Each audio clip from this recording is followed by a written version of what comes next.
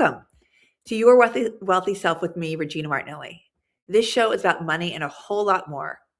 And as you know, we focus on you being able to expand your capacity for money, success, abundance, and inner wealth, for you to have what's important to you, both inside and out, so you can feel like a wealthy self. This is about honoring your wholeness in that and that you are enough, just as you are, to have what's most important to you. And there's so many things that could be important to you, from freedom to success and money without guilt or shame, or even it's just the ease in being unapologetically you, expressing how you are and who you are the way that you want to, or even having more certainty in your sense of purpose and having daily joy or fulfillment within yourself. Whatever is most important to you, whatever makes you feel wealthy both inside and out, here on this show, we see that you can have it. You can create it, and you can create it without struggle. You can do it with ease and with certainty. And today's amazing guest, we're doing a 2-part series because we just have a lot to cover, and it's really fun. The last episode, we talked a lot about anxiety and about conditioning. And so, like if you're holding a belief that life is hard and that you're dealing with more struggle and pain than you actually need to be, it's a really good episode to start to look at, what am I willing to have tough in my life and what am I not? What is changeable? How do I start doing that?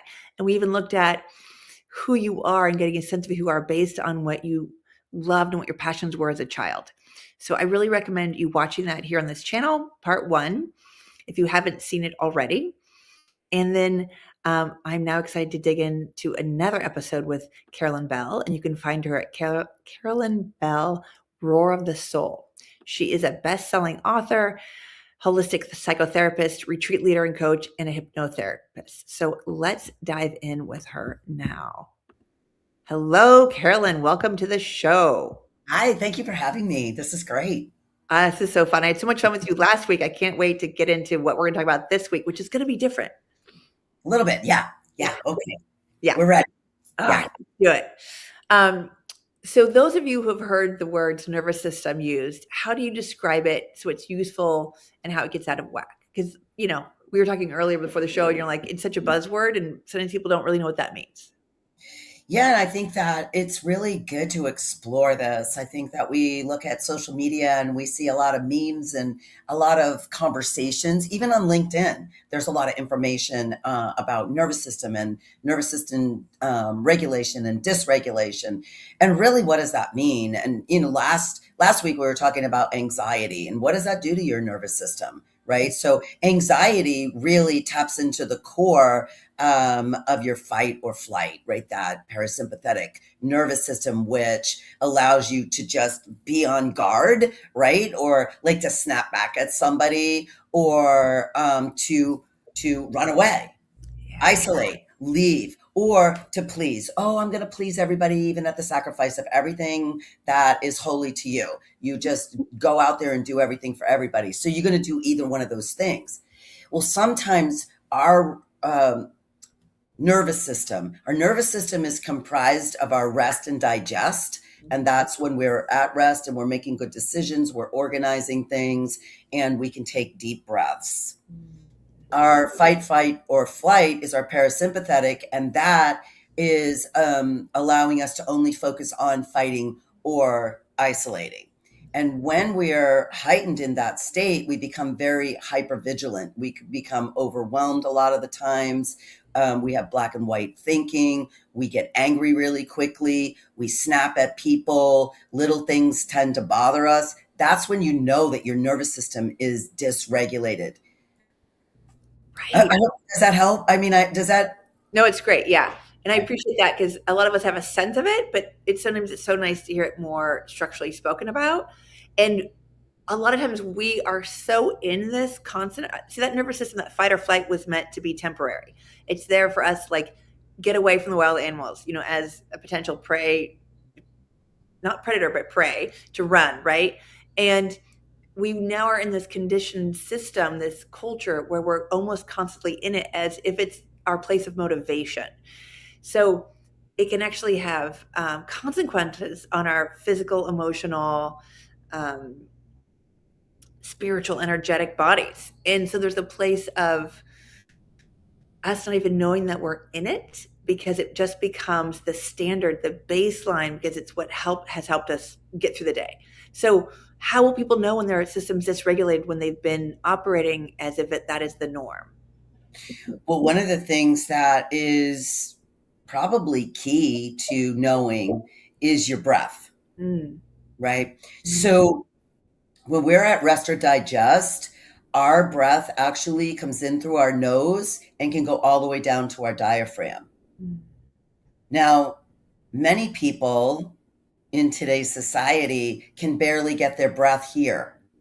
So, one of the first things that we want to be able to cultivate is slowing down enough and learning these grounding techniques.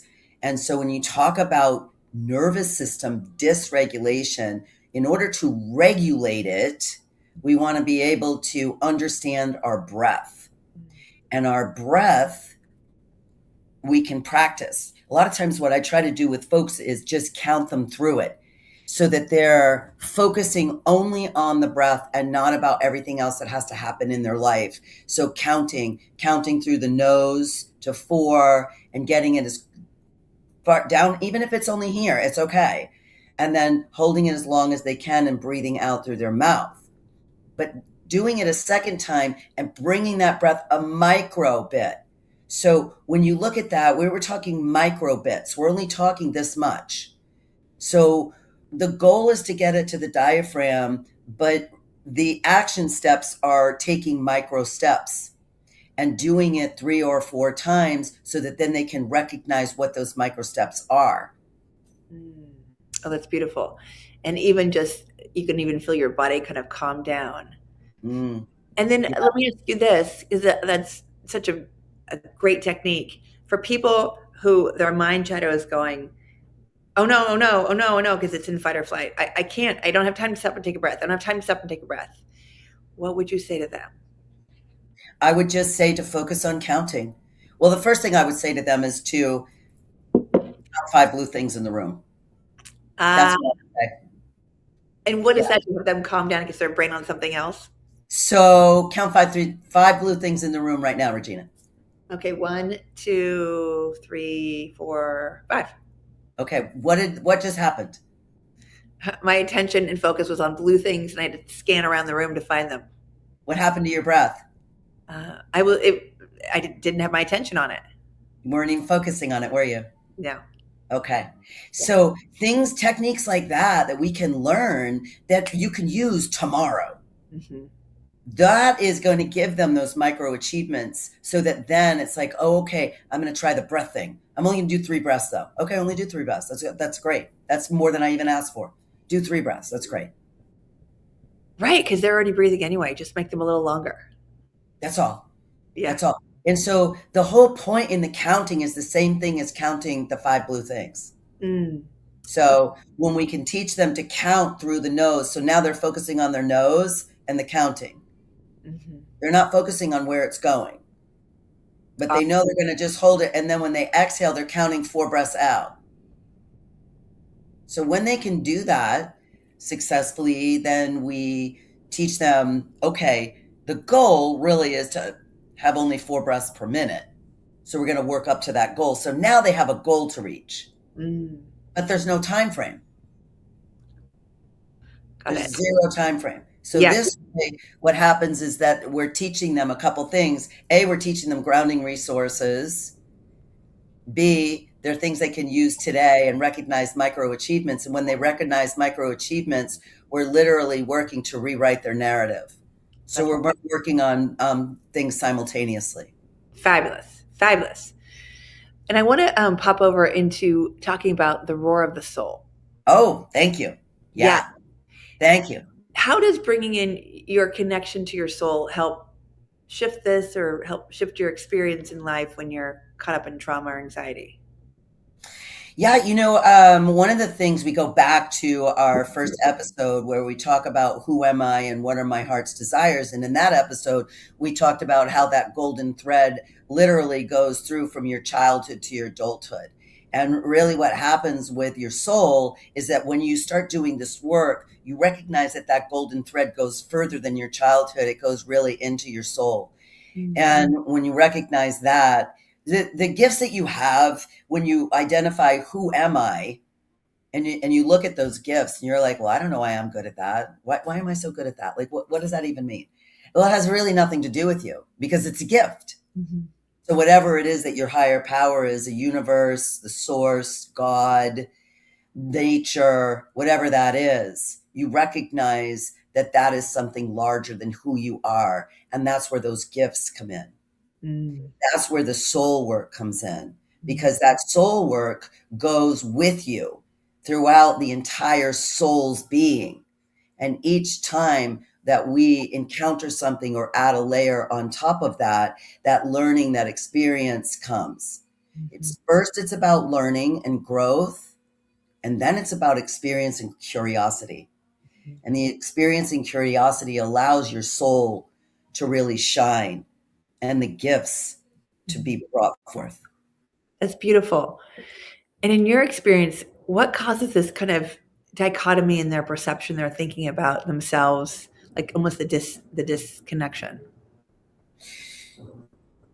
Well, the disconnection has to do with really that domestication. It really has to do with those external sources of Mhm. what we all feel that we're supposed to do this or supposed to do that or supposed to be this or be that.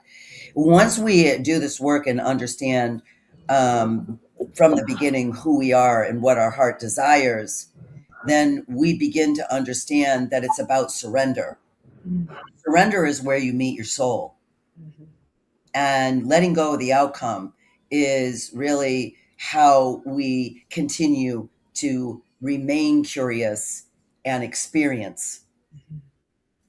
Right. And you kind of say in that, like in your book, Unshaken, you stay in that place as you go through that because it is hard work. It is a deep dive, and you have to be willing to see the shadows. You have to be willing to see the parts of you that you may have turned away from that are actually there to serve you.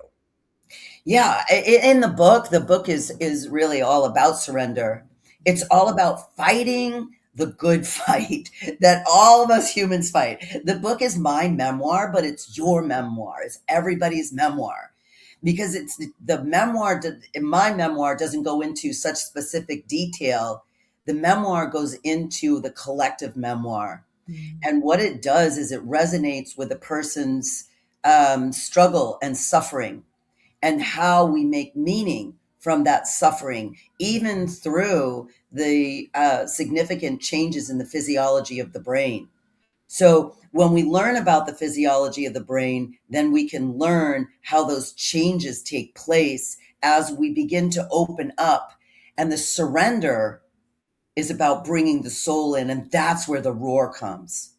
So, does the physiological change, does it help us to surrender, or does it have us make it more challenging to surrender? The surrender is about the surrender comes before the physiological change. Mm.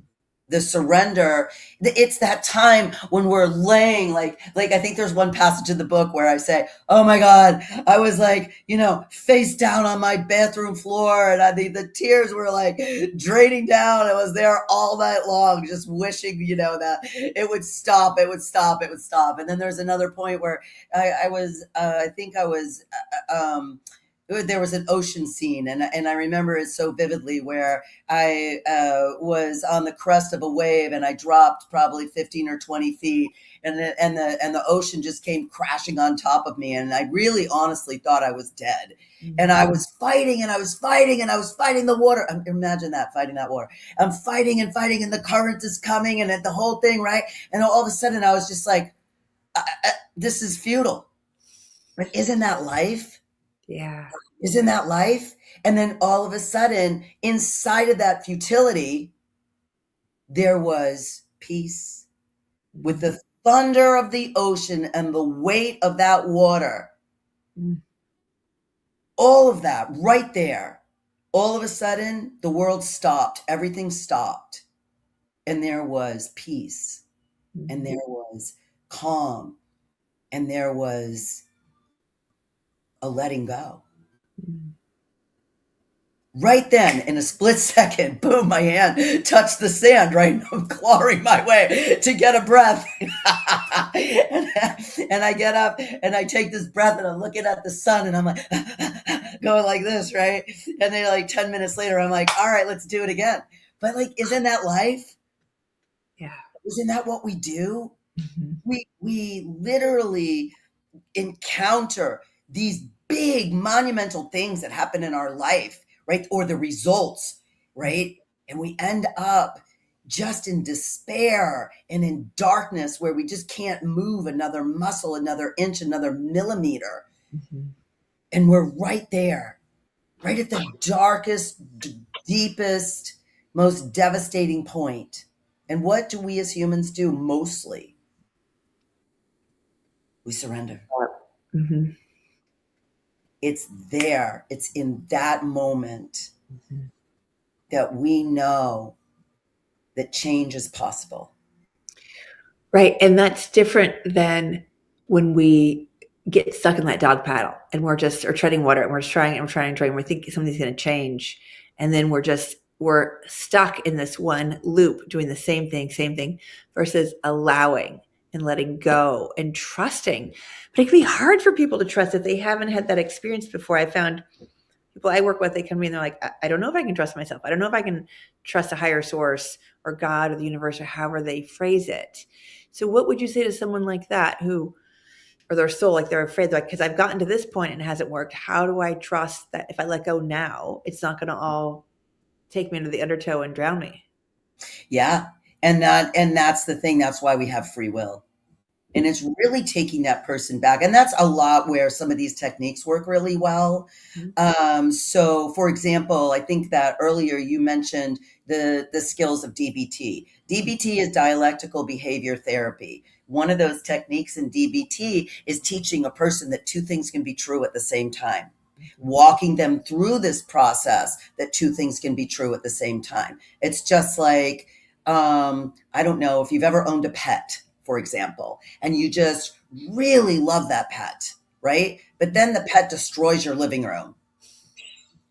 You come in. Are you happy? You are not happy at all. In that moment, what are you thinking about that pet? I'm going to kill that pet. I'm going to kill that pet. Okay. So, isn't that just like the human experience? And in many of the things that we do, it's like there are people in our lives that we feel the same way. We don't run around saying we're going to kill that person, but in some instances, we like in that second, in that flash of that moment, we're like, oh, I could just kill that person.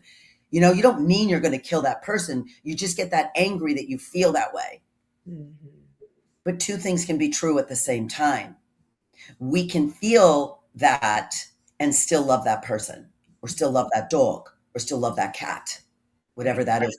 So, bringing them through this process, teaching them about strong emotions with the same prospect. So, DBT does a really nice job of teaching those kinds of skills. So, you would go in there and teach them along simultaneously with their work. Who am I? What are my heart's desires? How do I practice that?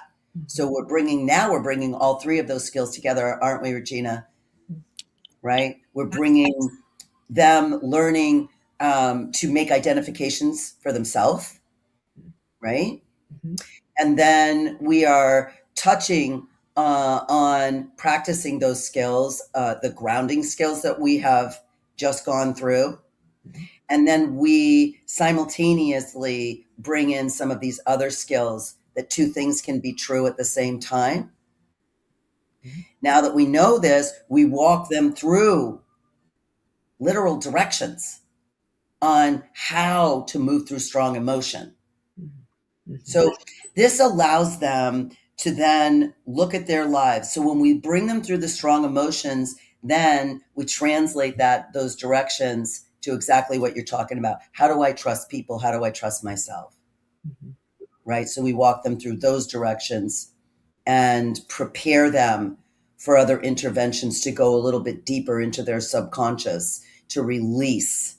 It's about the release of the suffering and then looking back and making meaning. Mhm. And that's really what the book does. Mhm. The book goes through all of those things. Awesome. And there are, if someone were to get the book, there are exercises in there, ways they can follow along on for their own journey of arc that they want to heal or let go Yeah, of. yeah, it's really cool. One of the things, it's a lot like this. It's a lot like it's very conversational and it's very relatable. And also, there are skills in there that you can do tomorrow, if you choose to. And relating to the story, understanding where it comes from a scientific or theoretical background, and then saying, okay, well, who cares? What's in it for me? Literally, I say that in the book. Literally, what's in it for me? And so it goes through and tells you what's in it for you. And then it says, hey, if you want to do this exercise, you can consider it or come back to it. Oh, that's wonderful. And then I know you've been doing this for a while and you have these modalities. Are there any modalities that you haven't learned yet or haven't delved into that you're curious about, like that's out there in the world that you've heard and you're like, oh, that would be kind of fun to check out? One of the things that I just recently did last Friday, as a matter of fact, is crazy. I wanted to know more about brain training and just incorporating as an adjunct therapy along with trauma therapy, which is different than talk therapy, by the way. So I just want people to understand that. Um, so I went and I did a training with this neurobiofeedback, light therapy, PMF therapy, CellCom, because I am a very big believer in frequency work, mostly because in being a holistic practitioner, we work a lot with the energy centers in the body, otherwise known as chakras. And when we learn about the energy centers in the body and how they are connected to each one of our organs, we also recognize that each one of our organs is actually at a different frequency. So when we know that our world, sorry, there's a fly. When we know that our world is actually aligned with a frequency that is misaligned with our body and our organs, then we work to take steps to get our frequencies back in line, which goes to the very beginning of our conversation. And that was about nervous system regulation. So for me, it's about incorporating neurobiofeedback, PMF, and light therapy. So yeah, I'm learning about that now. Awesome. Oh my gosh, we could have a whole show on that. Yeah, Language, because I love brain, light, frequency. I have a ton of gadgets that I play with and use. So love that. fun. Well, thank you, Carolyn. This has been so great. And if you want to find Carolyn and all the goodness she has, go to Carolyn Bell, Roar of the Soul. And if you got anything out of today's show, please share it. We would love, love, love to have more people come and get the information we are sharing. Now, I want to help you get the support you're seeking. Let me know what questions you have, topics you'd like us to tackle. You can email my team at yourwealthyself@e360tv.com. And make sure you tune in next week as we continue to use money as a lens to revise old beliefs holding you back for having more clarity, freedom, fun, self-worth, and appreciation of daily joy. When whatever is most important to you. I love and adore you. You are incredibly beautiful and precious being. Please know that. And you are enough just as you are.